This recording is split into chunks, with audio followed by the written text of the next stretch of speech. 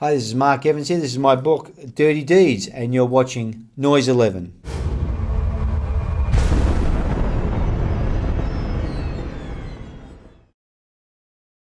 And the name of this man is Mark Evans. Oi, Dirty Deeds, here we go. It is Dirty Deeds. And this is your book, Mark Evans. That's me on the cover. Yeah. Your life and times in ACDC and out of ACDC. That's and it. Wild times, folks. And a lot of wild times. A lot of time I was in ACDC, I was out of it. So it's quite good. You talk about it being a short time. You joined when you were 19 years old. It must have been, 22, 23 by the time it was all over? Yeah. It was, when you look at the timeline of the band, it's a relatively short amount of time. But I think it's a formative time of the band, and all my time there was spent with working with Bon, and of course Angus and Malcolm and Phil. But yeah, I think it seems like a bit of a buffhead thing to say, but it's a very interesting time for the band. It was when we first started, and there was, we were on the bones of our bum, basically. The first gigs I did when we were only playing to 20 or 30 people, we did the Southside Six, was one of the first gigs. We got paid $120 for the gig. Would have been a lot of money then. Oh yeah, well, it wasn't enough. For a lot of bands today, it's you actually got paid to do gigs. Wow, how's long? Yeah, but it was a great time. I've got a lot of good memories of it. But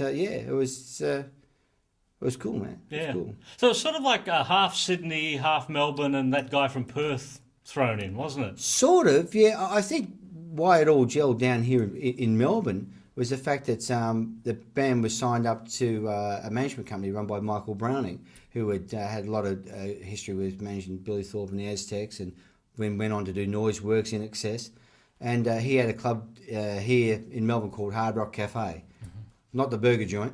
And we used that as a power base. So, the band relocated to Melbourne. Before that, it was sort of like nomadic, but the band's origin was Sydney. But we as a spiritual home, I think, is always has been and probably will be Melbourne. Yeah. So ACDC lived in a house up on Dandenong Road. Off Dandenong Road, and it was called Lansdowne Road. It was up near the cemetery, yeah. Right, and you were living in Paran? Yeah, I was living at the Paran Hilton, the Housing Commission place. Yeah. Great place to be from. I was sort of interested to read, like, years later, after ACDC had moved to London and, there was a bit of success, you still came back and moved into the Housing Commission homes. Well, what I did, that's when I came back from England after the split with the band, but my mother was still living there. So I just, I extensively come back just for a couple of weeks to visit my mother because it was her birthday. And then I was going straight back, and I was going to be sharing an apartment with Bon and his girl Silver. But I came back and I found myself back in the Paran Hilton, and then I got the call from Brian Todd, and I was only back 3 or 4 days, and then I was down in Tasmania with Finch. Yeah. And I wanted to take a break, but I did have a break. I had probably a 3-day break. It was very good. Yeah, because it's just really enjoyed myself. It's not just an ACDC story, is it? No, like you say, Finch. I've got it down here. Oh, there you go. Reaching down into the past. That was the second Finch album, wasn't it? The first Finch album was an independent record. And that was the first one I did with them. And this was the one that was Sony Music or CBS Records at the time. And a big hit around Australia with Where Were You? We were on Countdown and everything. It was just like the good old days. Yeah, and there he is. And then that's the second one. We changed the name to Contraband. There you are. That's me. Yes. So Contraband. We're looking very dangerous here, aren't we? It was, yeah. So that was a very short-lived band as well, wasn't it? I think there was another couple of years, 2 or 3 years. We got to the point with that one where we did a lot of touring, a lot of work, recorded a lot of albums. I think there's another album in the can still that didn't get released that we had pointed for America. But that was good too. It's all things you go through. Got a couple of good mates out. My mate Graham Kennedy was in the band with me. Yeah. And it was a good time. We did a lot of work with Peter Dawkins, and we were sort of like stable mates to Dragon at the time. And I think both Dragon and ourselves saw ourselves as sort of like a lot more hard-edged rock and roll bands than what was portrayed on the records. And I think that was we were sort of like a rock and roll band meets Air Supply sometimes. And I think that that was the major reason why we sort of clunked along a bit. It's we were more a rock and roll band, and we built up a very strong following live, and people saw us live, were expecting the record to sound like that, and then we'd make these records, which were sort of probably a bit more radio friendly, and the records were selling. So the people that bought the records to come to see the band live was a different band. So we got sort of caught in between the two rungs of the ladder a bit. But it was a great time and a very enjoyable time too. And you could have been the bass player for Rose Tattoo, but it went horribly wrong. Well, Rose Tattoo was still my favourite band. Yeah. I've only just saw them a few weeks ago. Great band. Yeah, well, I got approached by my mate Mick Cox to do it, and I'd committed myself to contraband and Finch as I was at that stage. And I just, when you make a commitment, you make a commitment. And if the offer had come a couple of weeks earlier, I would have been in Rose Tattoo. But I was scared to death about getting tattoos. So I actually told a bit of a lie. I said to Mick Kristen, the manager of the band, I said, listen, I'll come and play with the band, but like tattoos are out of the question. I actually said, listen, I'm actually Jewish. I can't get tattoos. He said, well, it's a part of the, So I told a lie to get out of it. And to this day, you still don't have a tattoo? No, I still don't have it. In fact, on my 50th birthday, I was going to get a tattoo. I thought, I'm going to do this. I was going to have my girl's initials on my chest. But one phobia at a time, I actually girded myself to persevere with people singing me happy birthday. I had a phobia about that. And so I said, okay, I'll do one thing at a time. So I still haven't got a tattoo. Let's go back to Lansdowne Street, the very first day of the audition. What was it like? Loud, man. Yeah? Yeah, it was great. It's just so fresh in my memory. The guys give me a copy of High Voltage the night before. And so I learned these songs. I went home on Saturday night, learnt the songs, went back the next day. And Ralph the roadie set the gear up in the hallway. And the first song we started was Soul Stripper. And we started off with that one because Malcolm said, the last guy couldn't get this together. He couldn't play it. So that's why you're here. So I thought, note to myself, get this one right, And then from the first chords, the first 10 seconds, I heard those guitars and I said, man, I could hear those guitars meshing. And I thought, these guys are serious. Because, the impression you got from the High Voltage album was what's not necessarily of a loud rock and roll band. Because there's a couple of very poppy things on that. And I thought, it didn't really make sense, And then the next day when I went in and played with Angus and Malcolm and Phil had joined since then, and the whole thing was just loud and rocky, and it was like the biggest light bulb in the world going on, man. I said, this is it. This is where I'm supposed to be. So, yeah, great memories, man. Great memories.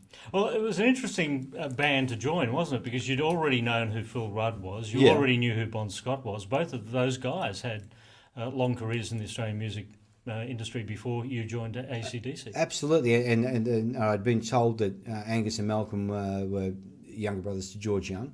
And I'm still a great Easy Beats fan. So, that had certainly had appeal. But I suspected it was Bon Scott. They'd say, oh, Bon's not here. And I thought, man, that's Bon. That's got to be the guy from Fraternity. And I thought, well, maybe it was because of the age difference, because I was 19 and Bon was 29. So, when you're 19, working with someone 29, that's a big gap, you know. And I thought, well, maybe it is Bon, maybe. And I only sort of met him at the first gig, really. But, he was a cool guy. It was like being on the road with your mad uncle, man. And was George Young like a member of the band, or felt like a member of the band at that time? Well, George was like the cheerleader for the band. He was very much the mentor because he'd been through the ropes with the Easy Beats, and they were serious contenders. They had a massive hit with Friday on My Mind, and it all went down the drain, possibly because of folklore within the band. As there was bad management. The guy was managing them and sold off the rights to this and rights to that, and it basically run out of finances. So George came back to Australia with Harry doing the Albert's Productions thing. So George was the mentor, and he was very aware of sort of the potholes we could go into, and he took those potholes away. And you know, if you're going to make a rock and roll record, you want to have George Young doing it. So so it was all set up. It was the infrastructure, along with Michael Browning coming into it, was all very much there. And you know, with the single-mindedness of the young guys, including George, you know, it was well set up. You know, it was, the basis was there, and if the band had a missed from that setup, you would be asking questions. Yeah. You draw a line from Johnny O'Keefe through to Billy Thorpe through to AC/DC. Yeah, absolutely. Because I had quite a few conversations with Billy Thorpe over the years, and he said that, you know, Billy's hero was O'Keefe. And I just loved it. And Billy said, O'Keefe said to me, Billy, I saw you coming and I couldn't get out of the way, right? And Billy said to us, he said, mate, I saw you guys coming. And I said, that was it. So I moved to America. You know, he said he saw us coming too, you know. And I think it's a like-minded thing, like being rock and rollers and having a hard edge to it, and realising maybe the next generation's catching up to you, or maybe going past you. Yeah. Well, I guess, you know, from Johnny O'Keefe to Billy Thorpe was about 10 years, and from Billy Thorpe to AC/DC was about 10 years. But there's been sort of nothing since that's come along and knocked AC/DC off that perch. Well, they're the world champs at the moment, aren't they? Yeah. And I've got to tell you, they deserve to pick up all the marbles. So the amount of work, their work ethic is second to none. I only can allude to the time I was with them. You know, we were working like you wouldn't believe, and but it never seemed like work. It was just it's what we did, you know. And it's my opinion that Angus and Malcolm were put on this earth to have that band, particularly Malcolm. It's just, you know, I think it's pretty common knowledge it's Malcolm's band. Well, you point that out. Malcolm, like, you know, a lot of people would perceive that it was Angus's band. Yeah, a lot of people would think that it may have been Bond's band. Yeah. But how hands-on as the CEO of AC/DC was Malcolm? Oh, completely. You know, I think with all successful bands, that's a rash generalisation, I know, but I don't know too many rock and roll bands that are democratic. I don't think it'll work like that, you know. I think, you know, you look to, say, the Stones with Keith, or you look to the Who with Pete Townsend. I know I'm going way back here, but you know, there has to be that one person at the start that has that vision. And Malcolm, you know, I think, you know, George and the Easy Beats influenced Malcolm to the nth degree, and George always looked up to Malcolm always looked up to George. Not a very long way to look up, by the way, but you know, that's what it is. It's very much Malcolm's band, and Angus is certainly more the public face. You know, once again, I'm commenting from the period I was from. But I wouldn't see how it was any different these days. With well, you mentioned you know, looking up or looking down, and you talk about it in the book how had you been taller you may not have got in. Oh yeah, there's no way I would have got. If I'd have been 5'9", there's no way, you know. So as you can see, I'm sort of barely 5'6", and if you look at any of the old photos, I look like I could be in the ruck for Carlton this weekend. Yeah. I look like a massive guy. In fact, I thought I was tall when I was in the band, but evidently I'm not. How soon did the relationships start to form individually? I think, you know, you sort of paired up with Phil as... Yeah, well, Phil and myself were thrown together because we shared rooms together on the road. Angus and Malcolm would share, and then Bond would you know, get a room with one of the crew or whatever. From the start, I'd say Phil and myself were sort of kindred spirits because we're both from Melbourne. You know, both had passions for a football team. He was Essendon, I was Carlton, so he's pretty sort of a lot of good-neighboured. Good intention jibing going on there, but yeah, Phil and myself were you know, we sort of were thrown together. But you know, I'd say if I had to pick the one I was closest to in the band, would be Phil. But yeah, Malcolm was after initially being what's the best way, cool or standoffish. You know, there was a good relationship there, and Bond was just like, you know. Bond could meet the local bum down the street or Prince Philip, he'd still be the same, and they'd all get on great. So he would go into any area. Angus is a little bit different, I think. Angus is, he's an intense little fellow, and man, he put a lot of time. My memory of being on the road with Angus is him just going back to the hotel and playing guitar and drinking tea. He's what a guitar player, man! As un-rock and roll when he leaves the stage as you could possibly be. Well, yeah. He's probably his on-stage persona is probably a tad odd because that's him playing guitar, and it's like you have to sort of like. I read a bio a little while ago from some label, some thing from the States, and they still have him down as a 16-year-old schoolboy from Sydney. so he's that schoolboy, and he's always going to be that thing. So there's probably a little bit of unreality, basically, but the guy is just his intensity, his performance is just unbelievable, and I never saw a gig where he just didn't leave everything out there, man, just everything. And, if his work ethic, on stage is just phenomenal, man. Even these days, he's kept that up for the best part of 40 years, man. You got to admire that. I've got a lot of respect for the guy, a lot of respect. How soon after you joined were you in the studio recording the T.N.T. album? I'd say it would have been... I think T.N.T. we started June 75, so it was pretty quick. And going to the studio the first time with George at the desk was a great experience. He mentored a lot of my bass playing. He pretty much showed me the ropes. And I've got to tell you, the guy's a killer bass player, man. He's a great musician. Anyone that can virtually record Evie by himself, except for the lead vocal.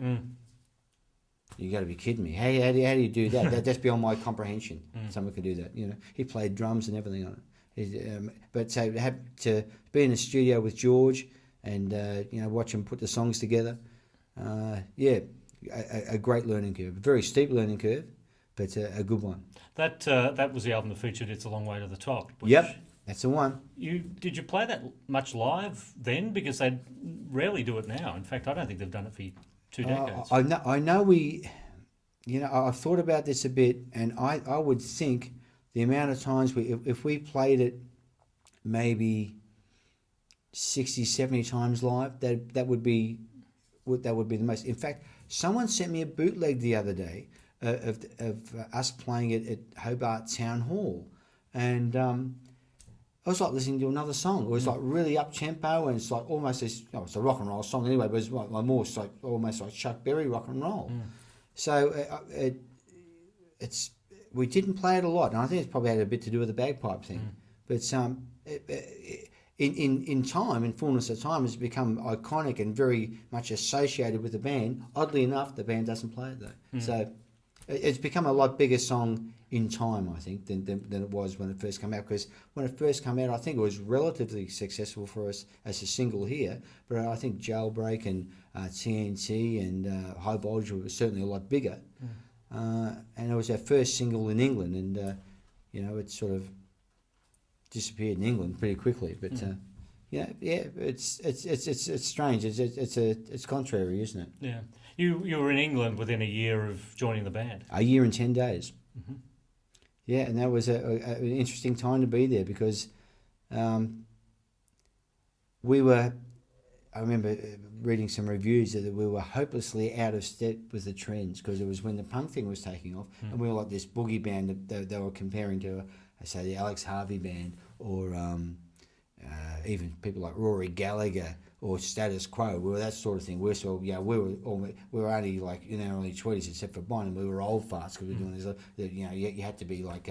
You had to be like Rat Scabies or was it the Damned? I think the band. The Damned, yeah. Or the Pistols, and so we were looked at as being out of step. But hey, it's all a cycle, isn't it? So you went from your musical competitors being the Ted Mullery Gang and Sherbet and Skyhooks to the Damned, the Sex Pistols. Yeah, well you just targeted yourself against those bands, and. When we first got to Wingley, we went and saw quite a few bands. We got a chance to see bands like Kiss, and we saw the Stones at Earls Court when the Black and Blue tour. And we went out and we went and saw a lot of bands because we had a little bit of time off because we had a bit of a miscue when we first got over there. Where a tour we were on got cancelled, and it was probably worked out for the best because we can go out and see these bands that had these huge reputations, and you go see them play live, and you go, well, this is not too far away, you know. You could because that was the thing in Australia. What you did, you based yourself on the records. And these guys had spent 6 months in the studio making absolutely amazing records, the best possible thing and then you'd say, okay, that's the record they put out. You'd learn the records, and that's how you get your chops off the records, and you'd want to sound as good as that. We didn't know that when these people played live, they didn't sound as good as that. But so the bar was set high, so being in Australia and being isolated was a real advantage for rock and roll, particularly for AC/DC. You met some interesting people in England, didn't you?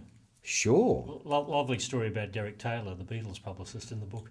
Yeah, I don't think he warmed too kindly to us because Derek, we met him at Atlantic Records, and we were, it's like there's someone you have to meet, and because we were in the same building as the Rolling Stones, I thought, please let it be Keith, let it be Keith. I want to meet Keith. I still want to meet Keith, and so this guy gets trolleyed in. And we were lined up like it was going to receive the Queen, and I was, this is a Malcolm the guitar. Oh, Malcolm, how are you? I'm like, I'm going to have to curtsy here in a moment. I'm like, no one knew who he was. And one said, what do you do around here, mate? He said, well, I'm Derek Taylor. I PR for the Beatles. You've heard of them, haven't you? I'm like, oh, man, don't do this to us, Yeah. Anyway, Derek was, I don't know if he's still around. He's a lovely guy, but, it was just an odd thing, getting introduced to someone who was, no disregard to PR people, of course, getting introduced to someone, who was the PR for a band and thinking, this is supposed to be important? How the fuck is that important to us? Yeah. But that was the attitude of the band. We could be arrogant little shits, but that's the way we were cut out to be, Yeah, I met Derek a few years ago, or not a few years, but did he mention me? He's left the world. Oh, he's gone, has has left he? the world. Oh, yes. God, now I can really tell you what I think, man. It was like meeting some proper English sir. Or, yeah. He was like one of the landed gentry, wasn't he? It was like he should have been from the House of Lords or something. Yeah, he would have had some amazing stories, though, man. But what was it like meeting him? He's impeccably dressed. Yeah. Yeah. I think there was a bit of Basil Fawlty about him. I think he could have gone off though. He could have been. To me, it was a bit of eccentric. I think he could have been a bit eccentric. Yeah. Well, you met George Harrison many years later in Sydney at absolutely at your guitar store. I didn't have the guts to tell him I wasn't a Beatles fan. I was more a Stones guy. But when you get into a room with someone like George Harrison, and we end up becoming quite good friends, and when you're with someone with George Harrison, you do two things: you shut up and you listen. And it was a real treat. The guy I was working with, the guy called Steve Jackson, he's a card carrying Beatles nut. I thought he was going to pass out. And the first time George turned up to the store, I had to go answer the door because we always had it locked. And I said, "Oh, George, great to see you, mate. Come on in. Would you like your driver to come in too?" And he said, "No." I said, because he's a bit of a prickly attitude, you know, and he's had a reputation for it. He said, bring your driver in. He said, well, no, all he's done since the hotel is ask me questions about the Beatles. He said, I don't care if you fucking starved out there.